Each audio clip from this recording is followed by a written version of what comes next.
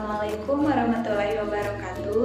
Hai, kembali lagi di video saya, Devia Fauzia. Kali ini saya akan mencoba menjelaskan tentang integrasi ilmu, pengetahuan, dan agama Islam. Selamat menyaksikan. Peter Ersen dalam Ilmu dalam Perspektif Jujun Surya Sumantri menyampaikan bahwa ilmu memiliki bangunan struktur. Van Persen menggambarkan lebih tegas bahwa ilmu itu bagaikan bangunan yang tersusun dari batu bata. Batu atau unsur dasar tersebut tidak pernah langsung didapat dari alam sekitar.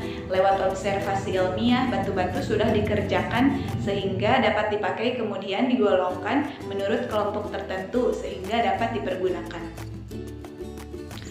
Dalam penerapannya, ilmu dapat dibedakan menjadi tiga. Yang pertama, ilmu murni atau pure science. Yang kedua, ilmu praktis atau applied science. Yang ketiga, ilmu campuran. Nah, bagaimana sih sifat-sifat ilmu pengetahuan itu? Sifat-sifat ilmu pengetahuan itu yaitu bahwa ilmu itu rasional, bersifat empiris.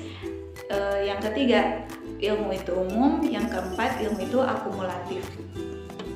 Nah, langsung kepada inti pembahasannya. Yang pertama ada hakikat ayat-ayat Allah.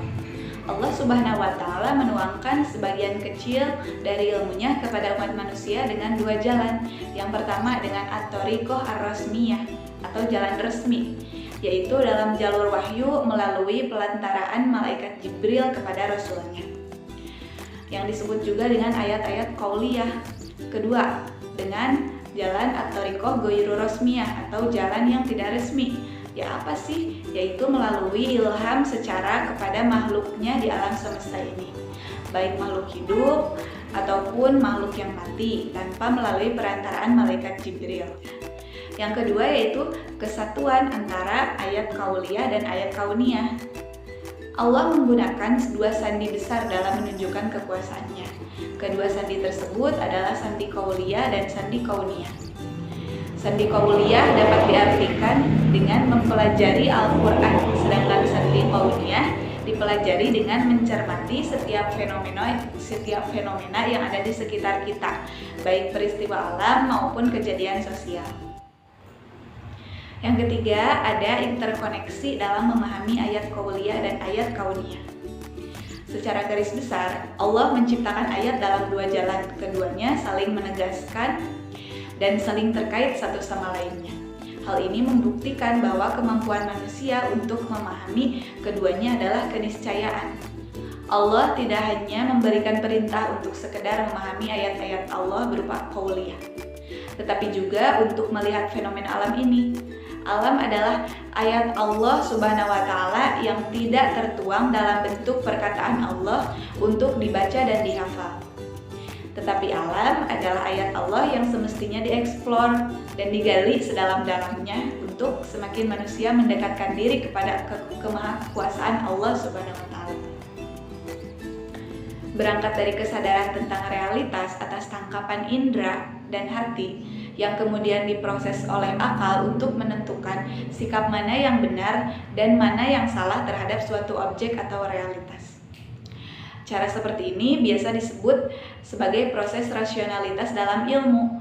Sedangkan proses rasionalitas itu mampu mengantarkan seseorang untuk memahami metarasional sehingga muncul suatu kesadaran baru tentang realitas metafisika, yakni apa yang terjadi di balik objek rasional yang bersifat fisik itu.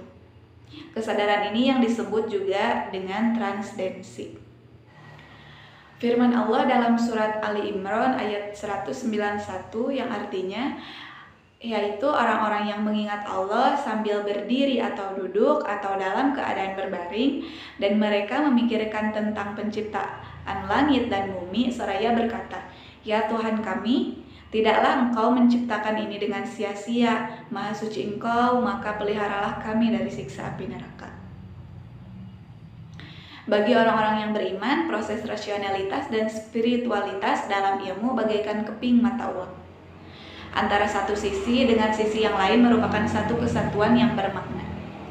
Bila kesadarannya menyentuh, realitas alam semesta, maka biasanya sekaligus kesadarannya menyentuh alam spiritual dan begitu pun sebaliknya. Sekian penjelasan dari saya, mohon maaf bila ada kekurangan. Wassalamualaikum warahmatullahi wabarakatuh.